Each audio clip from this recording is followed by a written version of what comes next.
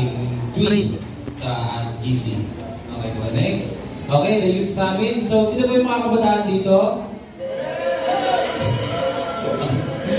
So, magkakaroon po ng JL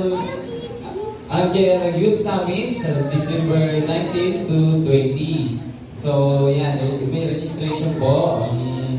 Siyempre, sa Araneta, dito sa... Ang laki ng boses na yun. So, yun, sa age 30 to 24, ang registration fee Pareha sila nila. ay 1.5 for 2 days na rin po yun. Sa mga balang 125 plus na bayan, ay 3,000 po sa kanila. O, next po.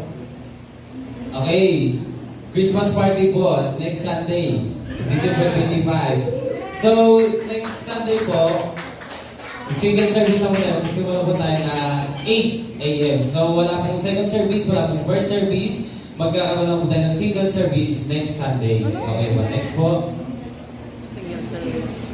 Okay po, ayan, iniingay ko po lahat na supportahan po natin ang ating page, Jesus is Lord Church, Payatas Me. At ano mga ano po yung post po dito ay ating pong i-share sa ating feed. Okay po.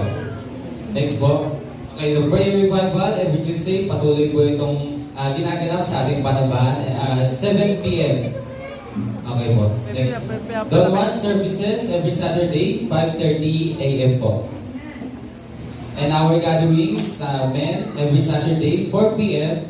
And the women is Saturday din po, 2 p.m. And the KKP is Saturday din po, 4 p.m. dito po sa ating Panabahan. Okay. Yun naman po, God bless us po.